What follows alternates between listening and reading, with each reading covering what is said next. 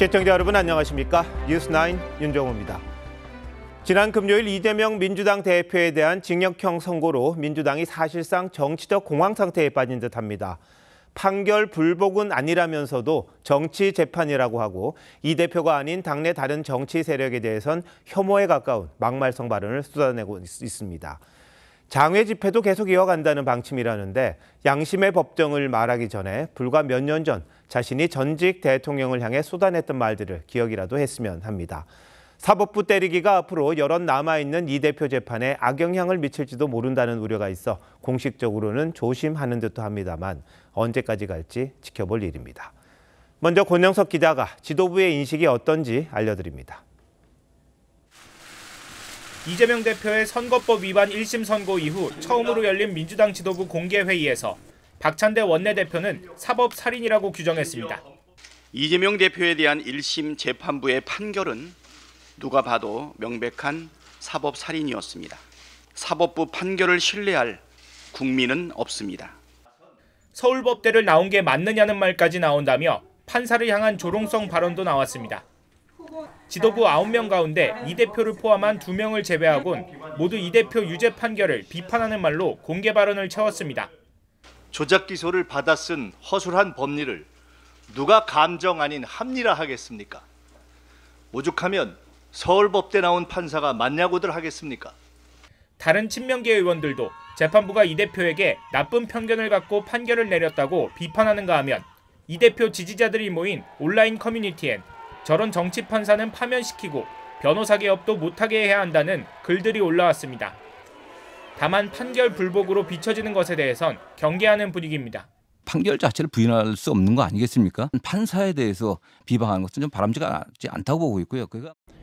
이 대표 유죄 판결에 당 전체가 격앙된 분위기지만 추가 재판이 계속되는 상황에서 과도한 사법부 때리기가 자칫 중도층 이탈로 이어질 수 있다는 우려의 목소리도 적지 않습니다. TV조선 권영석입니다.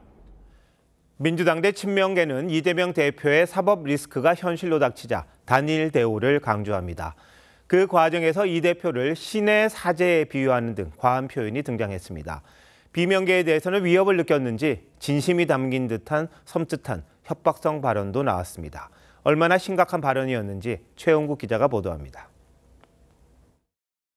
민주당 당대표 비서실장인 이해식 의원이 지난 주말 집회 때 이재명 대표가 빗속에서 연설하는 사진과 함께 SNS에 올린 글입니다. 로마 황제가 쓴 명상록의 한 구절을 인용하며 더 훌륭한 인간이 되고자 노력을 기울이는 이러한 사람이야말로 신의 사제요, 신의 종이라고 했습니다. 이 의원은 고통에도 흔들리지 않는 이성을 설명한 거라며 이 대표가 신의 사제란 뜻은 아니라고 설명했지만 정치권에선 이 대표에 대한 과도한 충성 경쟁 아니냐는 지적이 나왔습니다. 앞서 정청래 의원은 이 대표를 시대정신이자 손흥민이라고 했고 강민구 전 최고위원은 민주당의 아버지라고 해 일극체제 비판이 나온 바 있습니다.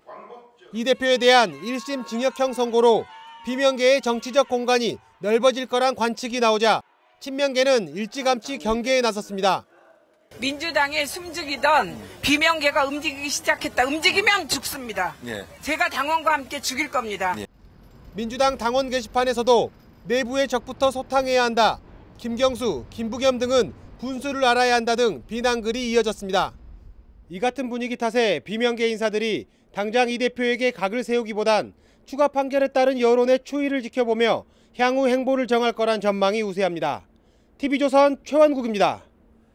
과거 조국 사태 당시 조국 대표의 예전 올고 닿던 발언이 스스로를 비판하는 화살이 된 적이 많았습니다. 이재명 민주당 대표도 마찬가지입니다. 선거법 1심 징역형을 비판하고 불복하는 듯한 메시지를 내고 있는데 이 대표의 과거 발언을 소개하지 않을 수가 없습니다. 어떤 말이 부메랑이 돼 자신을 향해 쏟아지는 건지 장윤정 기자가 정리했습니다. 이재명 대표가 지난 2016년 SNS에 올린 글입니다. 연설문 사전 유출은 불법이 아니라는 박근혜 정부 청와대 해명에 법률 해석은 범죄자가 아니라 판검사가 하는 것이라고 했는데 8년 뒤 자신의 판결에 대해 부정하는 듯한 발언들이 나오면서 이 말을 돌려받았습니다. 법률 해석은 범죄자가 아니라 판검사가 하는 것입니다. 법 앞엔 예외가 없다고 했던 과거 발언도 무색해졌다는 지적이 나옵니다. 왜 본인만 또 예외가 돼야 된다고 생각하는지 정말 이해가 안 됩니다. 오늘의 이 장면도 대한민국 현대사의 한 장면이 될 것입니다. 민심과 역사의 법정은 영원합니다.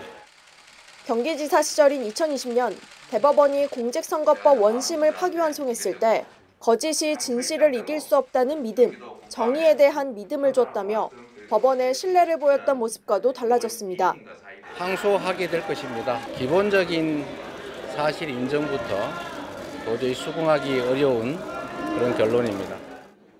또 문재인 정부 시절 검찰의 적폐청산 수사 당위성을 강조했던 것과 자신에 대한 수사를 달리 보는 건 이중잣대 아니냐는 지적도 나옵니다. 이 문제는 죄를 많이 지었으니까 그 죄에 상응하는 처벌을 받는 게 너무 당연한데. TV조선 장윤정입니다. 민주당은 역공도 펼쳤습니다. 윤석열 대통령 부부에 대한 의혹을 부각시키기 위해 지난 대선 당시 불법 선거 사무실 사용 주장을 이어갔습니다. 오늘은 현장을 직접 찾아 수사를 요구했고 김건희 여사 특검법을 촉구하는 국회 농성도 다시 시작했습니다. 전정원 기자의 보도입니다. 민주당의 이른바 명태균 게이트 진상조사단 소속 의원들이 서울 강남의 한 오피스텔을 찾았습니다. 야당은 지난 대선 당시 윤석열 대통령이 이 사무실을 선관위 신고 없이 무상으로 사용했다고 주장했습니다. 신고하지 않은 불법 선거 사무실을 운영한 것이 명확한 사실로 드러나면 이건 직접적인 탄핵 사유도 됩니다. 지금은 내부 공사가 진행 중인데 민주당 의원들은 증거인멸이 의심된다며 즉각 수사를 요구했습니다. 지난 14일 세 번째로 국회 본회의를 통과한 김건희 여사 특검법 수용을 촉구하는 2차 국회 농성도 시작했습니다. 용산 대통령실과 광화문 등에서 동시다발적으로 1인 시위를 하는 방안도 계획 중입니다. 국정농단, 국기문란, 김건희를 특검하라! 해병대원 순직 사건에 대한 국정조사 추진과 함께 대북전단을 방치했다는 이유로 김용현 국방부 장관 탄핵 소추도 검토하는 등 전방위 대여 공세에 나서는 모습입니다. 대북전단을 또 방치해 남북 긴장을 다시 증폭하는 정권은 정말 미쳤습니다. 이 대표 사법 리스크에 여권 리스크 부각으로 대응하겠다는 전략으로 보입니다. 다만 이 대표 유죄 이후 김 여사 특검법 등의 요구가 방탄용 공세로 비춰질 수 있다는 점은 민주당의 고민입니다. TV조선 전정원입니다. 국민의힘은 이재명 대표의 사법 리스크를 하나 더 보태기로 했습니다. 김용 전 민주연구원 부원장이 1심에서 실형을 선고받은 불법 대선 자금 수수 의혹과 관련해 이 대표를 같은 혐의로 고발한다는 겁니다.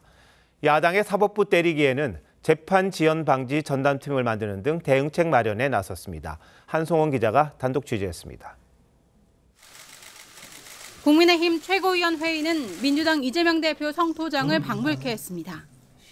1심 유죄 판결에도 반성은커녕 사법부를 겁박하며 조직적인 방탄에 나섰다는 겁니다. 이재명 대표와 민주당이 할 일은 범죄 방탄, 아스팔트 정치를 중단하고 사법부의 판단을 겸허히 기다리는 것입니다. 이재명 대표의 재판 지연을 막기 위한 전담팀도 오는 20일부터 가동하기로 했습니다. 선거법 위반 사건과 위증교사 사건 항소심 재판 때 변호인단 교체, 재판부 기피 등의 방식으로 확정 판결을 늦추려 할 가능성에 대비하겠다는 겁니다.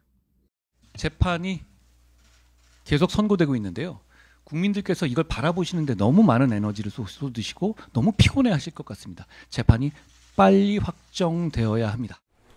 국민의힘은 또 김용 전 민주연구원 부원장이 1심에서 징역 5년을 선고받은 불법 대선 자금 의혹과 관련해 이재명 대표를 이번 주 안에 같은 혐의로 고발하기로 했습니다.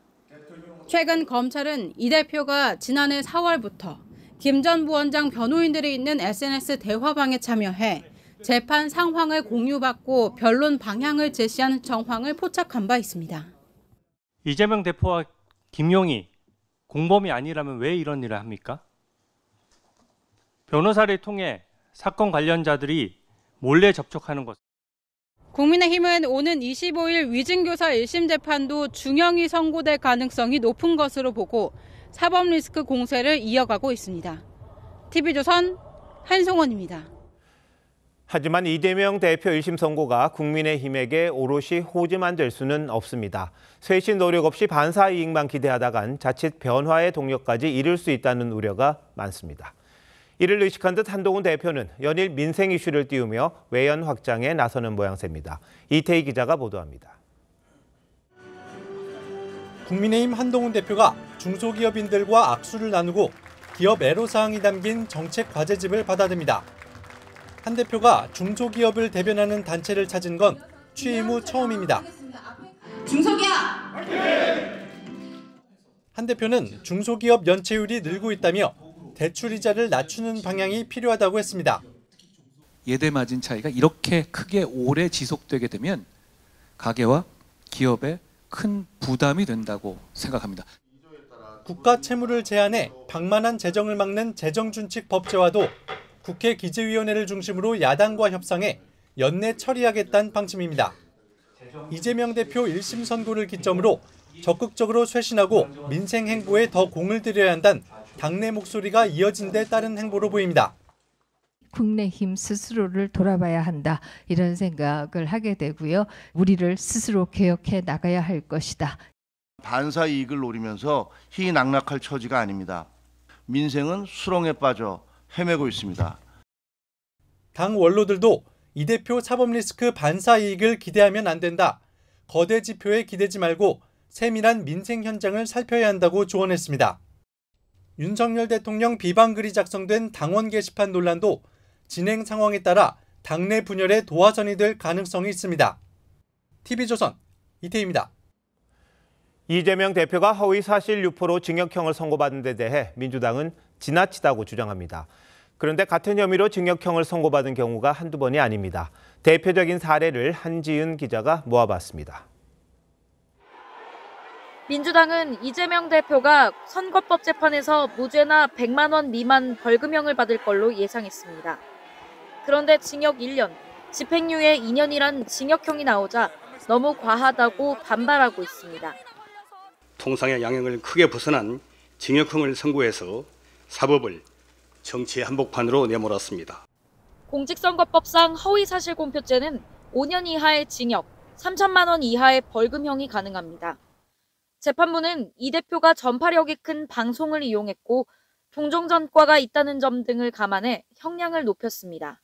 가중 요소가 2개 이상 된다고 판단이 되는데 벌금형보다는 징역형을 선택하는 것이 더 적합하다고 재판부에서 판단한 것으로 보입니다. 선거사범에 대해 징역형을 선고한 전례도 있습니다. 허경영 씨는 20대 대선 때 허위사실을 공표해 대법원에서 징역 2년, 집행유예 3년이 확정됐습니다. 삼성 이병철 회장님을 만나서 그분의 아들로 지내게 되었습니다. 박정희 대통령을 만나 비밀 보좌역이 되어 김혜경 씨의 비서로 알려진 전 경기도 공무원 배모 씨도 허위사실 공표로 징역형이 확정된 바 있습니다. TV조선 한지은입니다. 이재명 대표는 선거 사건에 이어 위증교사 재판 결과를 일주일 뒤면 받아봅니다.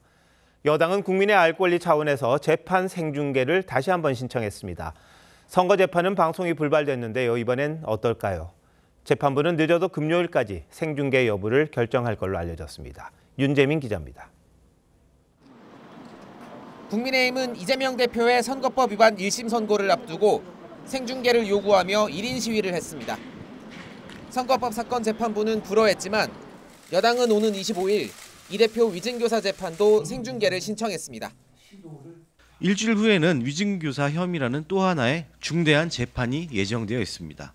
이 또한 국민들은 생중계를 원하고 있습니다. 검찰은 이 대표가 재판 증인에게 위증을 부탁했다며 징역 3년을 구형했습니다. 도감이 있었다는 얘기를 해주면 제일 좋죠. 하지만 민주당은 망신주기라며 반대하는 입장입니다. 생중계 요구가 제1야당 대표를 낙인 찍고 재판부까지 심리적으로 압박을 가해서 생중계 여부는 통상 2, 3일 전 결정되는데 오는 25일이 월요일이라 늦어도 이번 주 금요일엔 재판부가 결론을 내릴 전망입니다.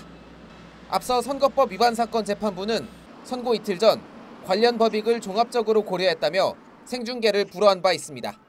TV조선 윤재민입니다. 이재명 민주당 대표의 위증교사 재판을 앞두고 한동훈 국민의힘 대표가 별도의 체포 동의안 없이 이 대표가 실형을 선고받으면 법정 구속이 가능하다고 말해 파장이 일고 있습니다. 김주영 기자와 이 부분 따져보도록 하겠습니다. 김 기자, 먼저 이재명 대표의 위증교사 재판 어떤 혐의입니까? 네, 위증교사 사건은 이재명 대표가 2018년 경기도지사 후보 TV토론에서 과거 벌금형이 확정된 검사 사칭 사건을 누명으로 표현하면서 시작됐습니다.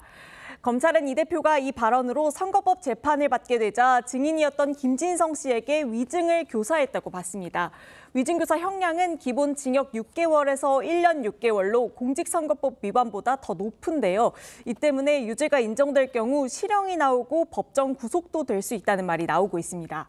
네, 그런데 이재명 대표는 현직 국회의원이잖아요. 회기 중에는 체포 동의안 없이 체포가 안 될 텐데 왜 한동훈 대표는 체포 동의안도 없이 법정 구속이 가능하다고 그러는 겁니까? 네, 한 대표 주장은 이렇습니다. 지난해 9월 이 대표에 대한 체포 동의안이 본회의에서 통과됐을 때 이 동의안에 위증교사 사건이 포함되어 있었기 때문에 별도의 체포 동의안이 필요 없다는 겁니다. 국민의힘 측은 국회의원에 대한 체포 동의안이 필요 없는 상황을 명시한 대법원 예규를 법적 근거로 들고 있고요.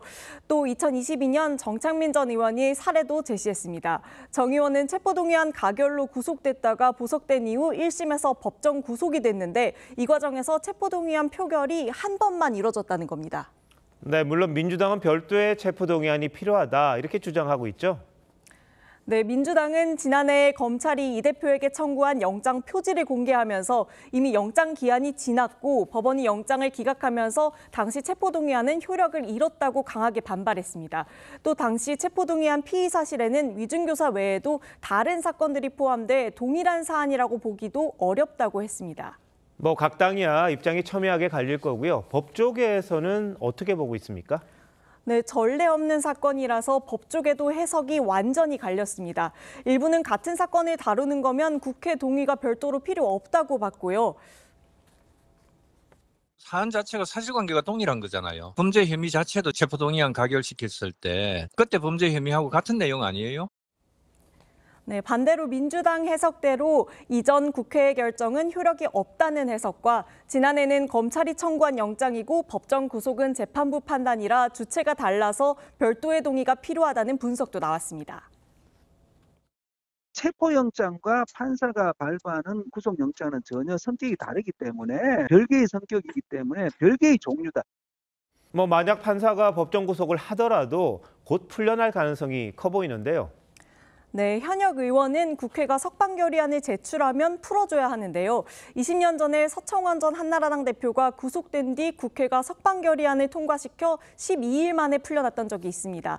재판부가 이렇게 해석이 분분한 상황에서 법정 구속까지 고집할 이유가 없다는 지적도 그래서 나오고 있습니다. 체포동의안 문제에 대한 선례도 없고 논쟁이 있는 상태에서 법원에서 실형을 선고한다 하더라도 법정 구속할 가능성은 현재는 없다고 보여집니다. 네, 민주당이 압도적인 다수를 차지하고 있으니까 석방 결의안 금방 낼 것 같고 굳이 무리하게 할 필요 없다 이런 주장도 있는데 판사의 판결 어떻게 나올지 좀 지켜봐야겠군요. 잘 들었습니다.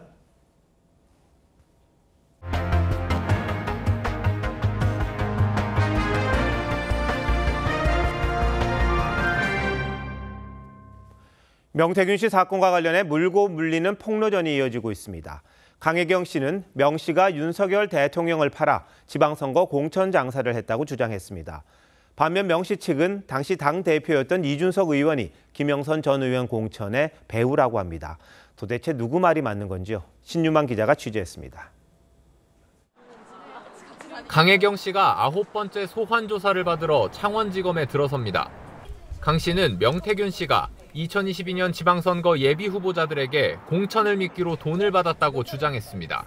대통령이 당선되게끔 도와주면은 공천에는 문제 없다. 당사자들한테도 직접 얘기를 했고 주변 사람들도 알고 있어요. 강 씨 측 변호인은 2021년 9월 무렵 명 씨가 예비 후보자 2명을 윤 대통령에게 인사시키는 동영상도 공개했습니다. 두 사람은 1억 2천만 원씩 명 씨 측에 건넨 혐의를 받고 있습니다. 반면 명태균 씨는 당시 당대표였던 이준석 의원에게 화살을 돌리고 있습니다. 명 씨 변호인은 김영선 전 의원이 2022년 국회의원 재보궐선거 공천을 받은 배경에 이준석 의원이 있다고 주장했습니다. 사진 가득하게 공천을 한 거예요. 대통령께 전화해서 항의하거나 확인하게 만든 거죠. 이 의원은 김 변호사 주장에 대해 기상천외한 논리에 대해 반박할 이유도 없다고 했습니다. 검찰은 내일부터 이틀 동안 명 씨를 다시 불러 조사할 예정인데 이번 조사 때는 명 씨의 PC에서 확보한 메신저 기록도 제시될 것으로 알려졌습니다. TV조선 신유만입니다. 공천 개입 의혹과 관련해 검찰이 여론조사 업체 PNR을 압수수색하며 강제 수사에 착수했습니다. 지난 대선 때 윤 대통령에게 유리한 여론조사를 해줬다는 의혹이 불거진 바로 그곳입니다. 주원진 기자가 보도합니다. 서울 여의도에 있는 여론조사 업체 PNR입니다. 2021년 2월 윤석열 대통령이 검찰총장에서 퇴임하기 한 달 전 범야권 차기 대선 주자 선호도 1위 여론조사 결과를 발표한 곳입니다. 의뢰자는 명태균 씨가 실소유주인 것으로 의심되는 미래한국연구소입니다. 이 업체가 미래한국연구소 측 의뢰로 수행한 대선 여론조사는 총 50차례에 이릅니다. 이 가운데 윤 대통령이 선두인 조사가 49번이었습니다. 윤 대통령이 2등으로 나온 여론조사는 김건희 여사가 학력 위조 등 논란으로 사과한 직후 단 한 번에 그쳤습니다. 이재명 후보와 윤석열 후보가 엎치락 뒤치락 했다는 점에 비추어 보면 도무지 이해가 되지 않는 결과입니다. 검찰은 명 씨 구속 직후인 지난 15일 이 업체를 압수수색해 PC와 서모 대표의 휴대폰 등을 확보했습니다. 검찰은 여론조사 조작 등이 확인되면 명 씨 등에게 업무방해죄를 추가 적용하는 방안을 검토하고 있습니다. PNR 측은 공표되는 여론조사는 선관위의 사전 승인이 필요해 조작할 수 없는 구조라며 명태균 씨의 존재는 당시 알지도 못했다고 밝혔습니다. TV조선 주원진입니다. 주말이 지나니 갑자기 계절이 확 바뀐 것 같습니다. 오늘 아침 서울이 처음으로 영하권을 기록했고 전국 곳곳에 한파특보도 내려졌습니다. 모레까지는 겨울 추위가 이어질 전망입니다. 신경희 기자입니다. 해 뜨기 전 어둑한 아침 서울역 앞입니다.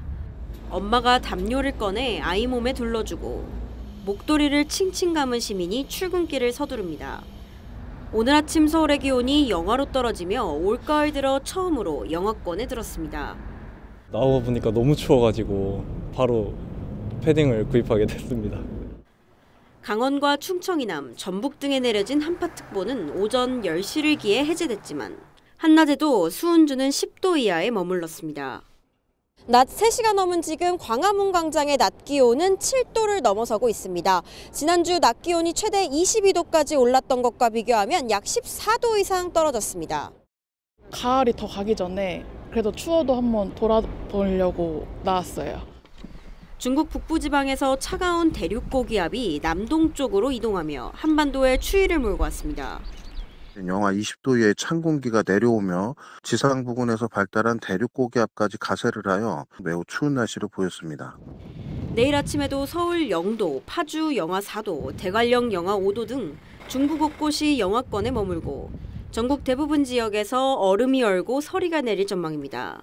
기상청은 모레 아침까지 영하권 추위가 이어질 것으로 내다봤습니다. TV조선 신경입니다.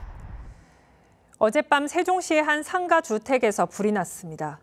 불은 약 40분 만에 꺼졌지만 주택 안에서 60대 부부가 숨진 채 발견됐습니다. 김달호 기자입니다. 골목 안 한 건물에서 연기가 피어오릅니다. 소방차와 경찰차가 잇따라 출동하고 지나가던 차량은 비상등을 켜고 서행합니다. 세종시의 3층짜리 상가주택에서 펑 하는 소리와 함께 폭발이 일어났다는 신고를 받고 소방당국이 출동했습니다. 냄새가 나가지고 나와서 사다리를 준 거야. 일이 들어가면 여기가 방이니까 들어가라고. 폭격을 맞은 것처럼 불에 탄 살림살이가 널브러져 있는 2층 집안에서는 60대 부부가 숨진 채 발견됐습니다. 저희가 인명 구조했을 때는 이미 조금 상태가 많이 안 좋으셨어요. 1층은 숨진 부부가 운영하던 식당이었고 2층과 3층에 다른 사람은 없었습니다. 현재까지는 그럼 뭐 외부 침입 흔적이나 타살 혐의 좀 네, 아직까지는 그런 건 없어요. 네, 아직까지는. 경찰과 소방당국은 1차 합동 감식 결과 폭발이 주방에서 일어난 것으로 추정하고 있습니다. 가스 중간 밸브가 열려 있는 걸 확인한 건데 가스가 새어 나왔는지는 모레 한 차례 더 합동 감식을 통해 밝힐 예정입니다. TV조선 김다로입니다. 인천의 한 오피스텔에선 폭발 사고가 났습니다. 욕실에서 거품 목욕을 하던 중 폭발이 일어나서 3살 어린이 등 일가족 3명이 화상을 입었는데요.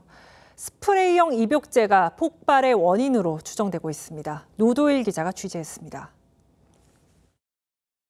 폭발과 함께 베란다 창문이 산산조각납니다. 소방대원들이 건물 안으로 들어가더니 여성과 아이들을 구조해 나옵니다. 폭발 충격으로 깨진 유리 조각들은 건물 곳곳에 어지럽게 널려 있습니다. 사람이 되게 놀랐거든요. 고양이가 막 깜짝 놀래가지고 한 3날 같았어요. 오피스텔 욕실에서 일어난 폭발로 30대 엄마와 3살과 9살 딸이 1도 화상을 입었습니다. 폭발 당시 모녀는 거품 목욕 놀이를 하고 있던 것으로 알려졌습니다. 소방당국은 스프레이형 입욕제에서 나온 가연성 가스가 전기 벌레 퇴치기에서 발생한 스파크와 결합해 폭발이 난 것으로 보고 있습니다. 전문가들은 특히 겨울철 밀폐된 실내에서 스프레이형 제품을 사용할 때 주의가 필요하다고 말합니다. 밀폐된 공간에서 스프레이 형태의 이런 제품들을 사용하실 때는 전기 스파크도 이런 것들도 화재의 점화원이 되기 때문에 경찰과 소방당국은 입욕제를 국가수에 보내 정밀 감정을 의뢰했습니다. TV조선 노도일입니다. 요즘 같은 불경기에 소상공인들은 단체 예약이 들어오면 반가울 수밖에 없는데요. 그런데 최근 군 간부를 사칭해 음식을 대량으로 주문해 놓고선 나타나지 않는 이른바 노쇼 사기가 잇따르고 있습니다. 강석 기자가 취재했습니다. 주방에서 고기를 굽고 큰 솥에서 밥을 푼 뒤 국과 함께 정성스럽게 도시락을 포장합니다. 이렇게 장사 안 될 때 오랜만에 이렇게 큰 예약 주문이 들어왔으니까 너무 기분이 좋았죠. 전화로 도시락 50개를 주문한 사람은 공군부대 간부라고 자신을 소개했습니다. 그런데 이 간부는 다른 곳에 주문해 놓은 전투 식량을 식당 측이 택배로 받아놓고 대금도 우선 대신 결제해달라고 부탁했습니다. 도시락과 함께 전투 식량을 찾아가면서 모든 비용을 지불하겠다는 거였습니다. 하지만 이를 수상히 여긴 식당 측이 거절하자 군 간부는 나타나지 않았습니다. 제가 전화를 해도 이 전화는 받을 수 없으니 계속 이렇게 나오더라고요. 요즘에 이런 사건 사고에 나도 휘말렸구나. 부대 공문까지 받아 사기일 줄은 꿈에도 몰랐습니다. 식당 측은 도시락을 어려운 이웃에게 기부했습니다. 강화에서도 해병대 간부를 사칭한 사기꾼이 해장국집에 대량 주문한 뒤 전투 식량 요금 750만 원의 대납을 요구하는 등 최근 인천에서만 7건의 유사 사건이 잇따랐습니다. 저희 쪽에서는 현금이 없어서 못 주겠다고 하니까는 나중에는 이제 너무 급하니까 50%만 대신 대주세요라고. 경찰은 돈을 건네지 않았어도 위계에 의한 업무방해죄 처벌이 가능하다며 동일범으로 보이는 용의자를 쫓고 있습니다. TV조선 강석입니다. 손태승 전 우리금융지주 회장 친인척 부당대출 의혹을 수사하고 있는 검찰이 부당대출을 추가로 파악했습니다. 당초 알려졌던 규모보다 약 70억 원 늘어난 400억 원대에 이르는 것으로 알려졌습니다. 검찰은 조병규 우리은행장 등 현 경영진으로까지 수사 범위를 넓히고 있습니다. 이광희 기자의 단독 보도입니다. 우리금융지주 계열사들은 2020년 4월부터 올해 1월까지 손태승 전 회장 친인척 관련 법인 등에 600억 원대 대출을 해줬습니다. 금감원은 이 가운데 350억 원을 부당대출이라고 보고 검찰에 수사 의뢰했습니다. 검찰은 수사 과정에서 부당대출 규모가 70억 원에서 80억 원 더 많은 400억 원대에 이르는 걸로 파악했습니다. 검찰 관계자는 TV조선에 현 경영진 재임 중에도 부당대출이 제법 이뤄졌다고 했습니다. 이에 따라 지난해 3월 취임한 임종용 현 우리금융지주 회장으로 수사가 확대될 가능성도 제기됩니다. 검찰은 조병규 우리은행장을 피의자로 전환하고 우리금융 회장실과 우리은행 행장실 등을 압수수색했습니다. 지난해 10월쯤 우리은행 내부에서 대출에 문제가 있다는 보고가 있었는데도 조 행장 등이 별다른 조치를 하지 않은 점에 검찰은 주목하고 있습니다. 검찰이 부당대출 관련 압수수색에 나선 건 지난 8월과 10월에 이어 세 번째입니다. 검찰은 또 약 154억 원의 불법 대출을 승인한 혐의로 우리은행 성모 전 부행장을 구속 기소했습니다. 우리은행은 검찰 수사에 성실히 임하겠다는 입장만 밝혔습니다. TV조선 이광입니다. 대법원이 내년 초 정기 인사에서 법원장 후보 추천제를 사실상 없애기로 했습니다. 김명수 전 대법원장이 도입한 제도였는데요. 인기 투표라는 비판이 제기됐고 또 재판 지연 원인으로 꼽혀왔습니다. 정준영 기자가 보도합니다. 김명수 전 대법원장은 지난 2019년 법원장 후보 추천제를 도입했습니다. 투명하고 민주적인 사법행정의 기틀을 더욱 튼튼히 다지게 될 것으로 믿습니다. 각 법원별로 법관들이 투표를 통해 법원장 후보를 추천하면 대법원장이 임명하는 방식입니다. 상향식 인사제도란 평가도 있었지만 실제론 인기 투표로 전락했다는 비판이 많았습니다. 특히 법원장이 후배들 눈치를 보게 되면서 재판 지연으로 이어졌다는 지적도 나왔습니다. 결국 대법원이 도입 5년 만에 사실상 법원장 후보 추천제를 폐지하기로 했습니다.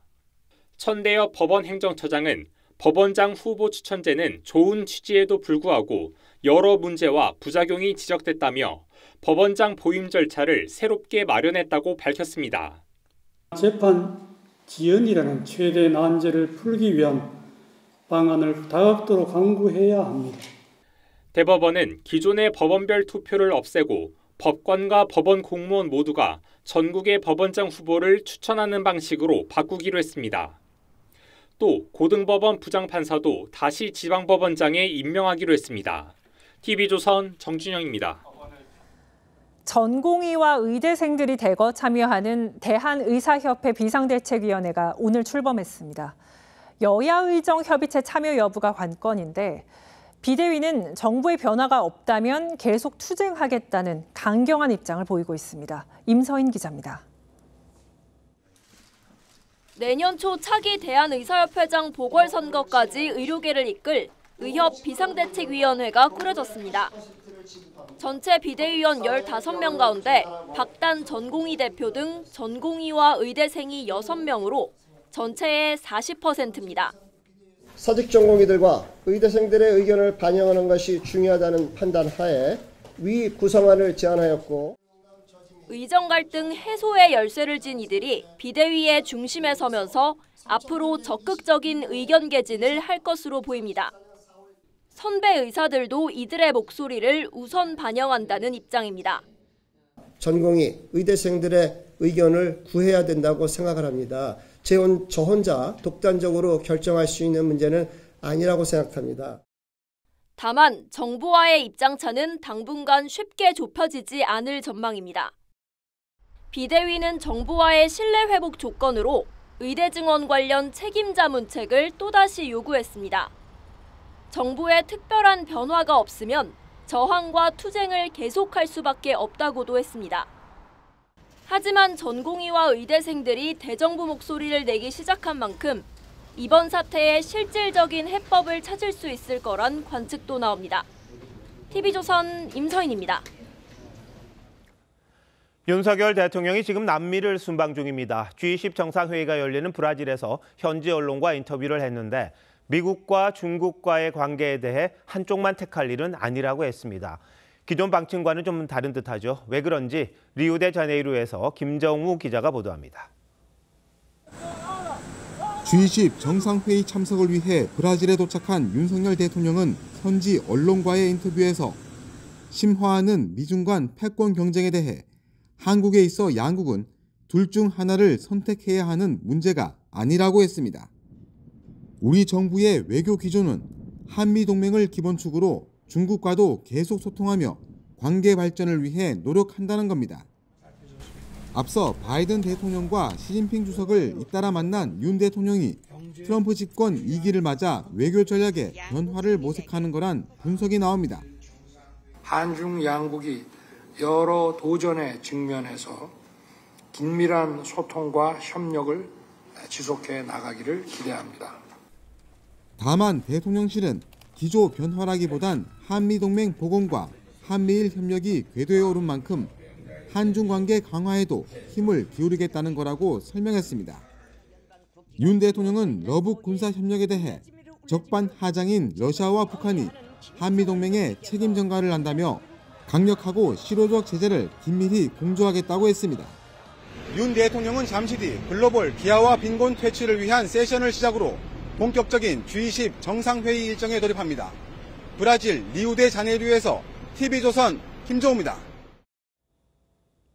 우크라이나 전쟁이 일어난 지 999일째인데요. 미국이 장거리 지대지 미사일 에이테크스 사용을 우크라이나에 허용했습니다.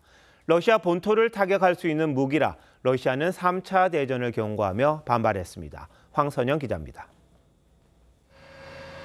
바이든 대통령이 허용한 육군 전술 유도탄 체계 에이테크스는 러시아 본토 깊숙한 곳을 타격할 수 있는 장거리 미사일입니다.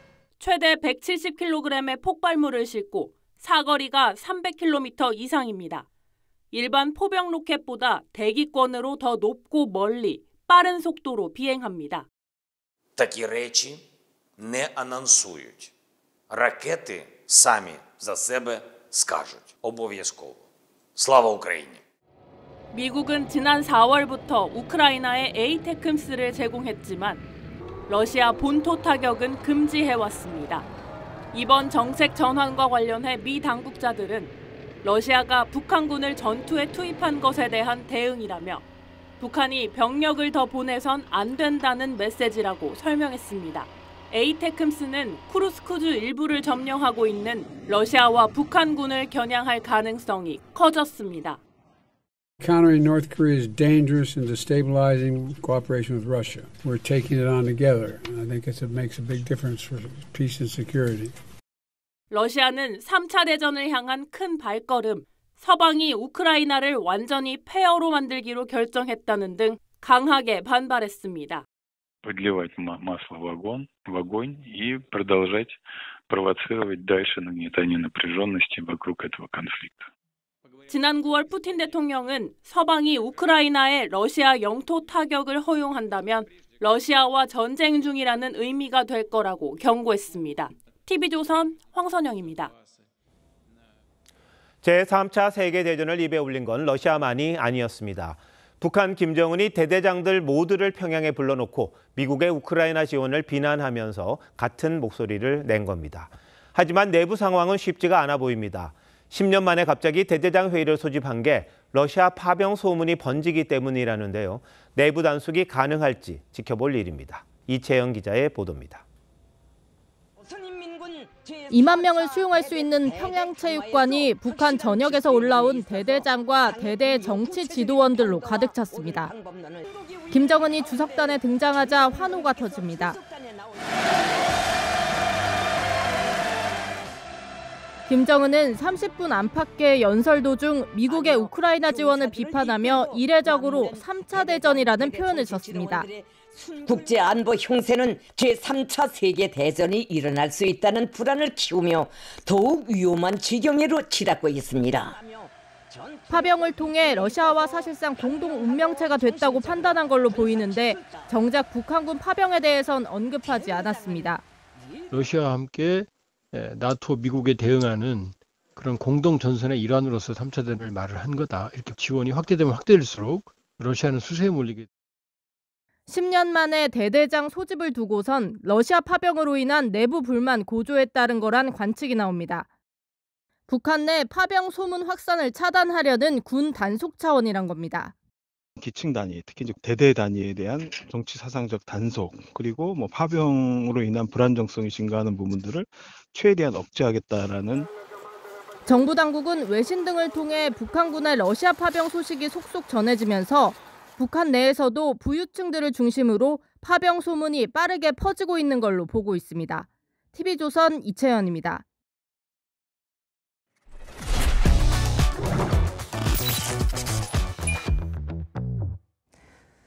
(2011년) 일본 후쿠시마 원전 사고 이후 탈원전 운동이 벌어질 만큼 원자력 발전소는 그동안 공포와 기피 대상이었습니다. 그런데 최근엔 안전성이 조명되면서 이 원전을 우리 동네에 지어달라고 주민들이 먼저 나서고 있습니다. TV조선 기획보도 에너지가 힘이다. 오늘은 달라진 원전 후보지의 분위기를 유혜림 기자가 전해드립니다. 2014년 삼척시는 신규 원전 건설을 추진했지만 극렬한 갈등 끝에 무산됐습니다. 주민 85%가 반대했기 때문입니다. 원전 유치 반대로 확정합니다. 10년이 지난 지금 분위기가 달라졌습니다. 세울원전 4기가 있는 울산 서생면은 과반이 넘는 주민의 찬성 속에 원전 추가 건설을 원한다는 현수막까지 내걸었습니다. 지역 발전을 도모하기 위해 울주군 서생면에 세울 5, 6호기가 추가 건설을 강력히 희망하며 원전 4기를 유치하며 받은 지원금은 5,530억 원. 이 보조금으로 체육공원을 짓고 에너지 융합 산업단지를 조성했습니다. 진화의 수욕장이 한눈에 내려다 보이는 울산에서 가장 긴 인도교인 이곳 명선교도 원전 지원금으로 만들어졌습니다. 상수도 유입이라든지 이런 부분은 원전이 없으면은 또 특별 지원금을 없으면은 우리가 상상도 못하는 이런 사업들이거든요. 주민들은 불안함보단 전기요금 지원 등 혜택을 더 크게 느낍니다. 우리한테 폐를 익히거나 우리가 필요 없는 그 원전이라 했으면 우리 또한 여기서 살지 안 하고 밖으로 다 나갔을 겁니다. AI 등 첨단 산업 발달로 2038년엔 지금보다 전력 수요가 31% 늘어 대형 원전 3기와 소형 원전 1기가 더 필요합니다. 지역 안에서 에너지를 생산하고 소비하는 분산 에너지 정책이 추진되면서 발전 시설은 첨단 산업을 끌어오는 동력이 됐습니다. 최근에 2차 전지 쪽, 그리고 반도체 쪽, 그런 쪽도 저희가 이제 대규모로 유치 활동을 하고 있고 이미 그 기업들이 움직이고 있습니다. 기피 시설이었던 원전, 안전에 대한 믿음이 생기며 지역 발전에 희망이 되고 있습니다. TV조선 유혜림입니다. 트럼프의 당선 그리고 북한군의 러시아 파병으로 새로운 국면을 맞게 된 우크라이나 전쟁 등으로 국제 정세가 요동치고 있습니다.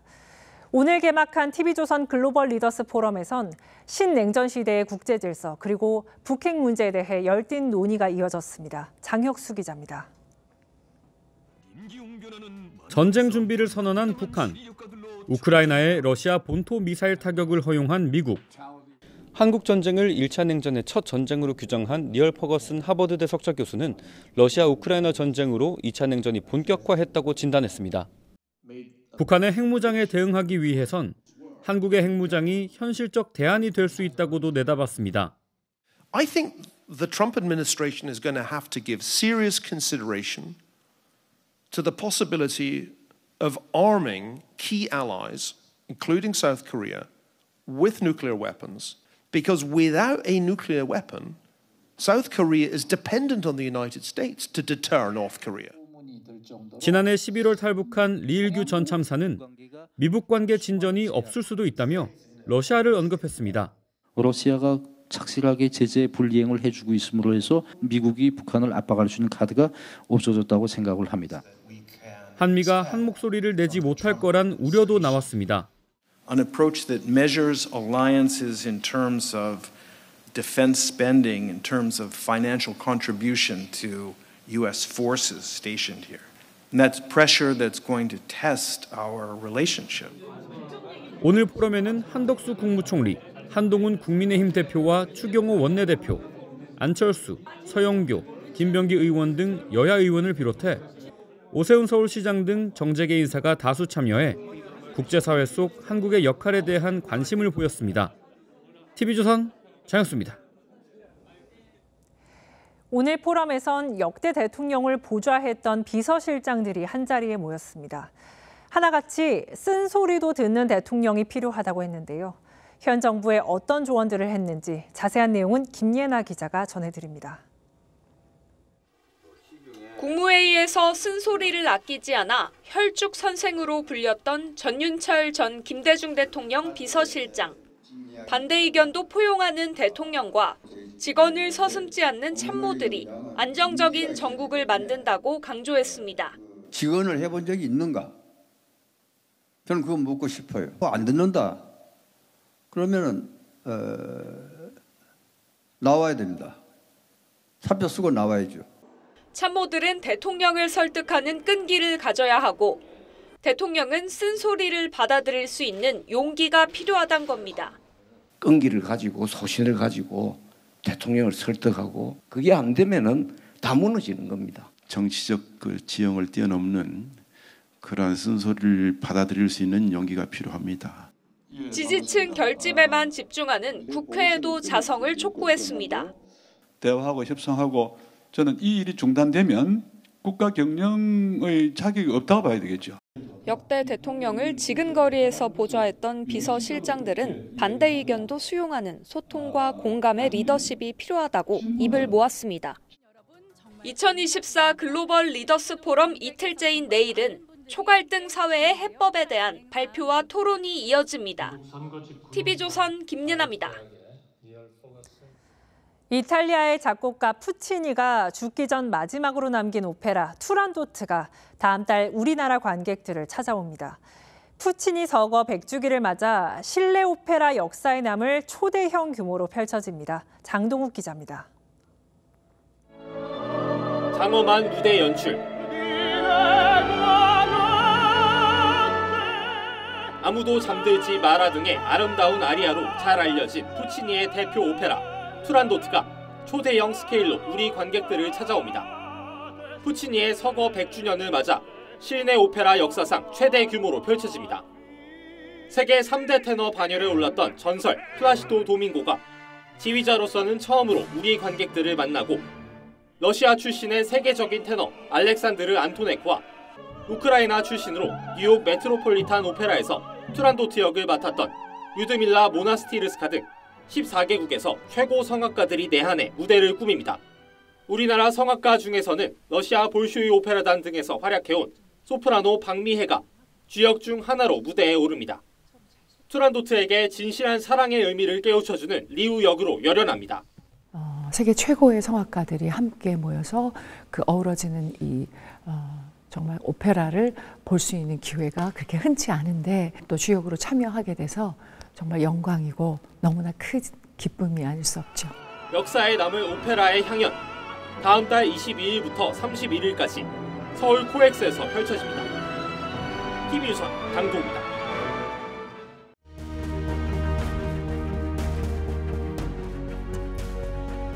다윗이 들고 있는 골리앗의 머리가 역겹고 비참합니다. 카라바조의 자화상입니다. 슬픔과 연민에 찬 다윗도 카라바조입니다. 젊은 그가 늙은 그를 죽인 겁니다. 그는 감옥을 드나들다 살인까지 저질러 도망다녔습니다. 속죄의 그림으로 교황에게 용서를 빌었지만 때늦었죠. 사면받으러 로마로 가는 길에 숨졌습니다. 미켈란젤로가 최후의 심판을 그리다 교황과 틀어져 로마를 떠납니다. 교황이 그를 달래 돌아오게 합니다.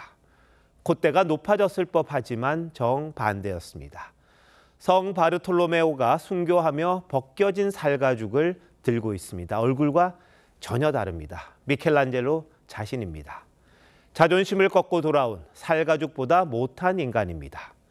겸허한 참회가 인류 예술사의 거목으로 선 힘입니다. 사법 첫 관문을 못 넘고 주저앉은 이 대표가 또 장외로 나가 외쳤습니다. 이재명은 죽지 않는다. 민주주의도 죽지 않는다. 이 나라의 미래도 죽지 않는다. 스스로를 민주주의, 나라의 미래와 동일시했습니다. 정치가는 다음 세대를, 정치꾼은 다음 선거를 생각한다는 말이 생각납니다. 민주당은 사법부를 대놓고 겁박했습니다. 미친 정권의 미친 판결, 법기술자들의 사악한 입틀막이다. 임마, 법관 출신 주제라고 했다가 모든 법관님들께 사과드린다던 그 의원, 다시 일개 판사 운운했습니다. 가관입니다. 선거법과 위증교사 사건은 검찰이 들춰낸 게 아닙니다. 공개적인 발언이 고발되고 법정 자백에 따라 기소됐습니다. 그런데도 정적 제거, 정권 부역이랍니다. 식상합니다. 이 대표와 민주당은 단일 대오를 부르짖습니다. 판결 불복, 사법 부정으로 치달아 퇴로를 닫아버리는 것 자체가 이재명 단일 체제의 치명적 함정입니다. 죽지 않는다지만 이 대표의 앞길 첩첩산중입니다. 다음 사법 관문은 영장을 기각했던 판사조차 밝혔죠. 혐의가 입증된 것으로 보인다. 그럴수록 겸허하게 삼가는 게 낫겠습니다. 이 대표가 박근혜 대통령을 향해 했던 말씀 돌려드립니다. 법률 해석은 범죄자가 아니라 판검사가 하는 거다. 11월 18일 앵커 칼럼 오늘 범죄자의 길, 판검사의 길이었습니다.